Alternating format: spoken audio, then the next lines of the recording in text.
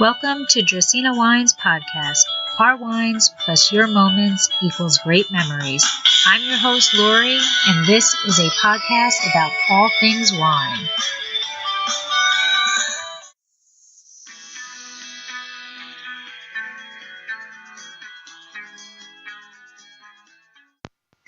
Hey everyone, thanks for listening in.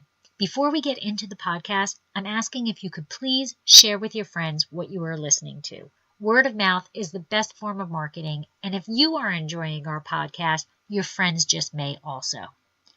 This week, I am back on the road. I spent the evening in New York City at the James Suckling Great Wines of the Andes event. It was amazing.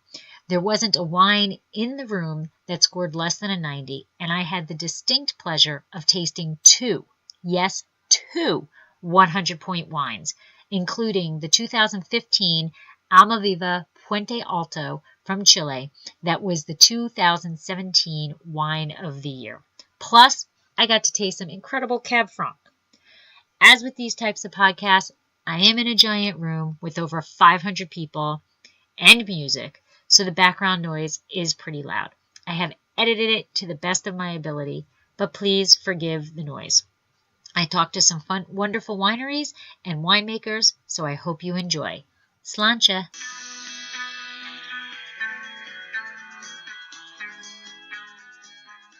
So my next stop is Almaviva, and I'm speaking with Danielle Thomas. And this wine, I had to come taste it, not only because it was the wine of the year in 2017, but it is also a collaboration with Baron Philippe de Rothschild, and anybody who follows me knows my infatuation with him. So I am speaking with Danielle, and she's going to talk about the winery itself and the interesting story behind the label. Thank you. So Almaviva Winery is just a wonderful winery that's been founded basically 20 years ago. We are celebrating our 20th anniversary of this 2015, which is the 100th that you referred to earlier. And the winery itself is based in Maipo Valley, but it's in Alta, so high altitude, smack up against the Andes Mountains, about 26 feet above sea level. And we produce this one label. That's all we make. So it's a Grand Cru or Primer Orden is what we say of Chile. And everything is dedicated, obviously, from the vineyards to the winery, the winemaking team to this one label. And essentially it's an icon of the area that reflects the best of the terroir, which is known so well for Cabernet Sauvignon. In fact, it's reflected in the blend as well. The blend is usually 2/3 Cabernet Sauvignon, followed by about 20% Marnier, a little bit of Cabernet Franc, and some Petit Verdot. We generally age anywhere from 16 to 19 months in new French oak, and then of course another year in bottle before it's released. And one of the favorite things that I like to talk about with Almaviva is the label. The label is so genuine, and it really talks about the families involved in this winemaking venture, which is from Baron Philippe Rothschild of Chateau Mouton's fame, and then of course Viña Conchitoro, which some people know, Don Melchor. And these two families came together essentially in 1996 to create this brand. And the label itself, even though it seems like it's a Spanish name, it actually comes from French sonority. The Baron Count Almaviva from Marriage of Figaro, which was written by Pierre de Beaumarchais. Well, as it turns out, the Baroness Philippine married one of the descendants of the Beaumarchais family, and she was able to secure the original manuscript, basically back in the archives, and lift his handwriting, his own handwriting, and use that as the artwork to represent the French culture. Oh my God. And then meanwhile you have this disc, which is a circular symbol that is used by the Mapuche, the indigenous people of Chile, to really represent their idea of the cosmos, the sun, the moon, the earth. And then you see within this are the four cardinal signs, the north, south, east, west. And then within that you have these dots which represent the seasons, winter, spring, summer, fall. And then the stripes that are very representative of the winds, which are stronger in the north and south, and then in the east and west with winds. So anyhow, it's paying homage to both cultures inside the bottle, but also to the package. And we're just really honored to be represented in the United States, especially New York and here at the James tasting. So thank you. Do you know how the collaboration came about? Like, how did they decide to get together and do this collaboration? So the collaboration was really based on the Baroness his father, the Baron Philippe. He started a joint venture with the Robert Mondavi family in Napa Valley. And so Opus One was their benchmark, and really the concept of Opus One and the success of that was so beyond their expectations. They thought to represent that or to replicate it in Chile. Knowing that that was one of the key, I want to say, cornerstones of winemaking for Cabernet Sauvignon, as I mentioned earlier with Maipo Valley, especially Alto Maipo. So really that was the concept behind it, and again, to only focus on one thing, their core competency, which is to make the finest, most beautiful wine from the region that they could possibly. And they obviously did, considering they got a 97 on the 2014 and a 100, which is like unheard of, 100 on the 15. Do you know like what it was like when they got that score? Like what it was? Well, to be honest, the winery is so humble. Our winemaker is one of the most humble men you'll ever meet, and that's so refreshing, especially in this industry. So there was really no talk about any anticipation of it's going to be this ballpark 100-point year, but there's been so much dedication and effort year after year going into the vineyard and really reinvesting back into the product itself to make the best wine we possibly can.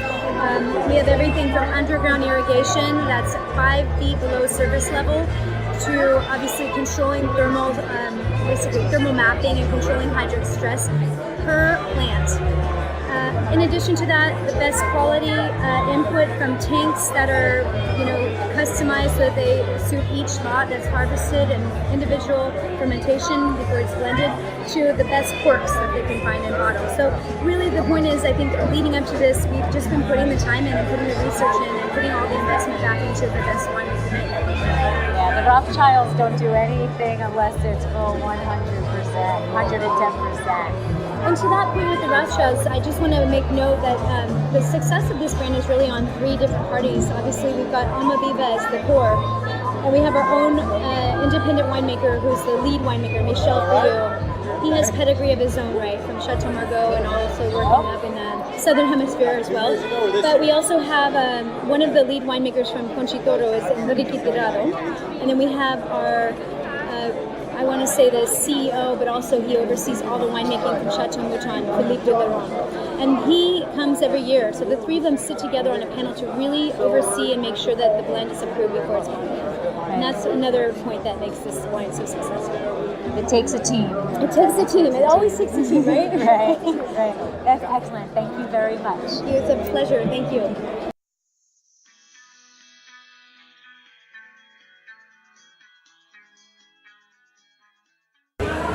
So I am now currently at Clos and Lapostolle, and I am with the owner, Charles, and he's going to explain how we have the sister winery and give us a little bit background about the wine itself. Yes, well, we're a French family. You might know us more for our spirits, Grand Marnier. And 25 years ago, we moved to Chile because we fell in love with the Apalta vineyard in the Colchagua Valley. Beautiful 100-years-old vineyards are the base of Apalta, and no phylloxera in the country, allowing us to have a beautiful vine with very nice low natural yields, really amazing. 25 years forward, now we have 2 wineries, Lapostolle, which is our entry winery, if you will, and of course the iconic winery Apalta. Okay, so since they are sister wineries, I heard you mention earlier that it's actually the same vineyards. You have the same vines. Exactly. So what is the process of determining which goes into which label? Well, so Lapostolle has 4 vineyards around Chile. I have one in Casablanca, where we have our Chardonnay, one in Dracaenawines, where we have the Sauvignon Blanc, and one in Apalta, where we produce our Syrah and the Rosé. Then Clos Apalta is 160 hectares. 60 of them are selected for Clos Apalta. The 100 that stays are for Lapostolle. All right, so how do we do this? It's just a grape selection. We taste the grapes, we know the quality, and if they're good enough, we go to Clos Apalta. Otherwise, they're selected for Lapostolle. Okay, excellent. So now I have to ask, what made you choose to go to Chile? You said you're French, so Well, it's actually the 100-years-old vineyards. This is unique in the world. You have to think that the phylloxera killed the entire vineyard around the world. The only place where there was no phylloxera is Chile. And in Apalta, because we have an amazing terroir, the vines survive on their own. So we actually have 40 hectares of pre-phylloxera vineyards that were ungrafted dry farm. They're still alive. And this is the base of Clos Apalta. This is unique. There's no other place in the world where you can have this vineyard. And of course, we found back the Carmenere, the lost grape of Bordeaux. That's why also we're based on Carmenere. Excellent. So you got to tell us about the flower that represents this label. So my family, we're, as you know, from Grand Marnier, from Chateau de Sancerre, we're luxury products driven. So the wine for us, our philosophy is that the wine should be a reflection of the place where it comes from. So it's a terroir driven. And so the wine is from the terroir, and the packaging also reflects the place where it comes from. So when we chose the color of the label, we wanted something that was unique to this place. And in Chile, there's a flower called the azulillo. Azul in Spanish means blue, that only grows in Chile and specifically Apalta. And so this is the blue of the label, comes from the blue of the flower. And now tell us about this wine that got a 100 points score. Exactly. Clos Apalta is the only wine of South America who had 100 points back-to-back by James Suckling on the 14 and 15 vintage. Also, when Suckling used to work for Wine Spectator, it was also 3 times in the top 3 of Wine Spec, being number 3, number 2, number 1 in the world. So, wow, that is very impressive. Congratulations. Thank you. Thank you for your time.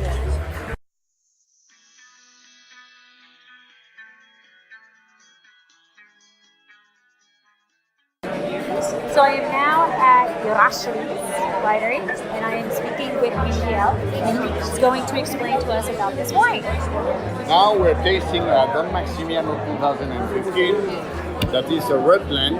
It's a wine made with Cabernet Sauvignon, Petit Verdot, Cabernet Franc, Malbec, and Carmenere. 20 months of oak.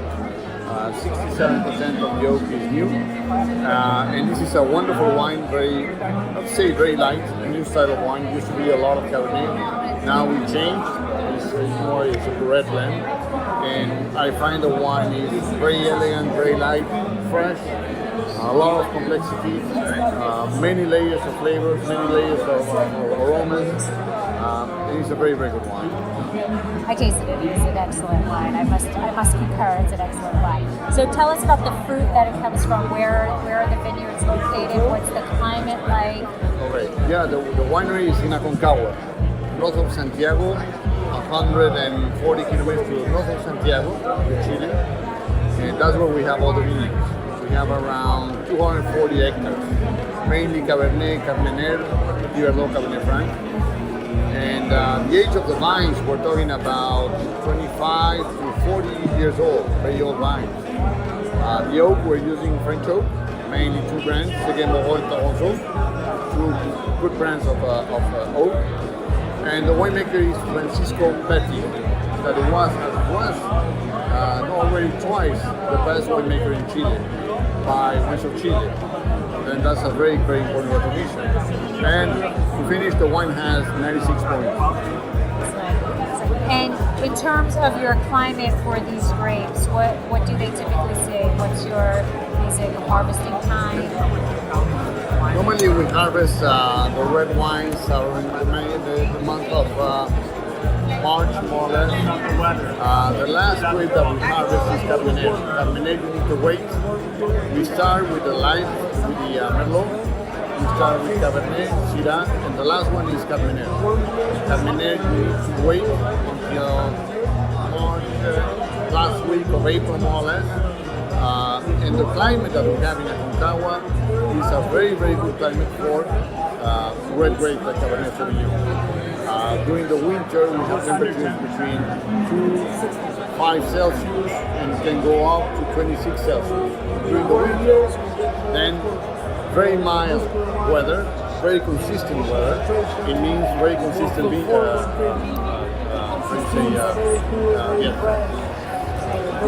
And so when you harvest this fruit, you're saying that you pick them separately. Are they stored separately and then blended as a final decision? Yeah, completely. We start with Cabernet, and the fermentation process starts with Cabernet. We put the Cabernet in French oak, and we wait. And June, more or less, that's where we blend the wine. Francisco, the winemaker, is going to blend also with the owner, with Eduardo Chassi, and they're going to decide what is the percent of grape that they want to blend the wine. And from there, it goes to oak, the barrels, and they wait. and the final result is a wonderful one. Excellent. Thank you very much. My pleasure.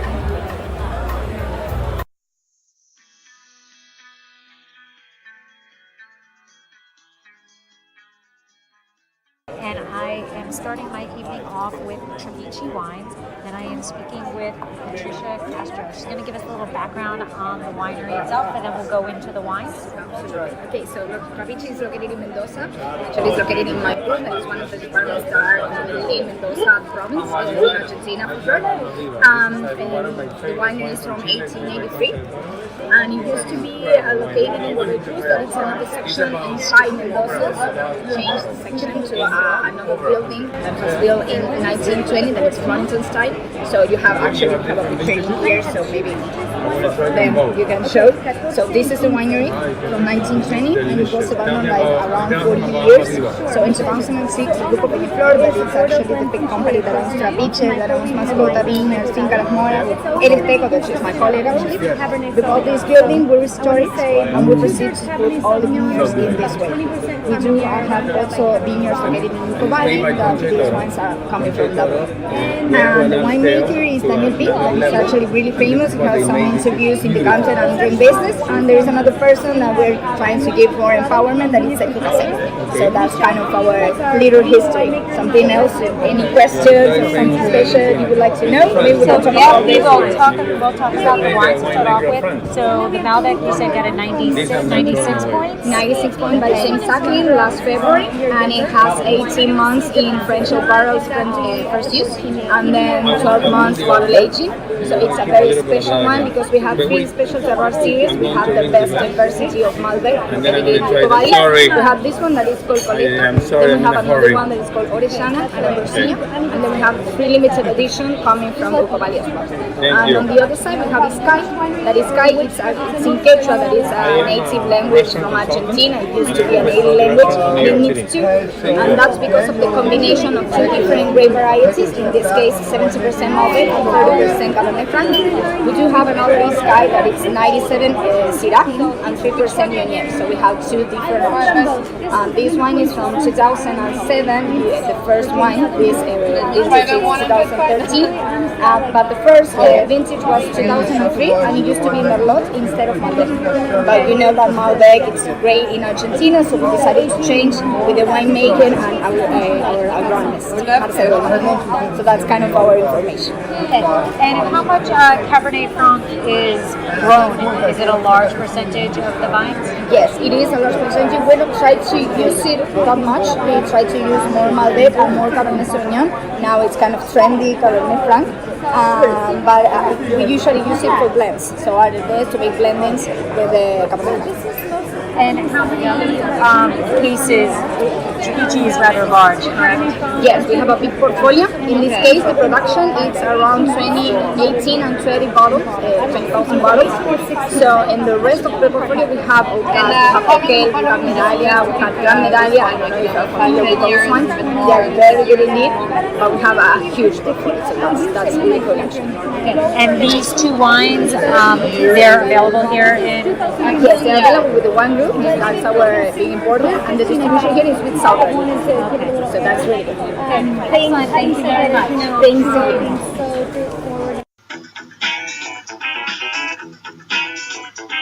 you. Did you know that Dracaenawines now has a wine club? We named it the Chalk Club. Draco is on our label, but Vegas was getting a little jealous, so we decided he deserved to be our club spokesdog. In Las Vegas, betting chalk means that you are betting on all of the favorites. We are betting that we are one of your favorite wineries, so we thought the name was apropos. The club is simple, yet a bit different than most. When you wager on us, we will ship you 3 bottles of wine twice a year, once in April and once in September. You can choose all red or mix of red and rosé. You immediately receive 15% off of all your wine purchases throughout the year, but what makes our club stand out is the progressive discount. Let your club membership ride into the next year. Your discount increases. Each year you parlay your membership, you receive an additional 5% off up to a planned maximum of 25%. Your club shipments are discounted to a flat $15, plus we'll cover your club shipping cost for your second shipment. That's $15 house money in a sure bet for you. So please head to our website, Dracaenawines.com, and find out all of the benefits of joining the Chalk Club and how to sign up. We've stacked the odds so that you can get our award-winning wines without breaking the bank. Thanks for listening to Dracaenawines podcast. If you have suggestions on what topics you would like us to discuss, please reach out to us on social media. You can find us on Twitter, Instagram, Pinterest, YouTube, Facebook, Snapchat, Google, and Periscope as @Dracaenawines. I am also on LinkedIn as Lori Hoyt Budd, or email us at dracaenawines.com. If you enjoyed our podcast, please subscribe and leave us a review on your favorite podcast catcher to help others find us more easily. We are found on all of your favorite aggregators. To subscribe easily to iTunes, go to bit.ly/Dracaena podcast. That's bit.ly/Dracaena podcast.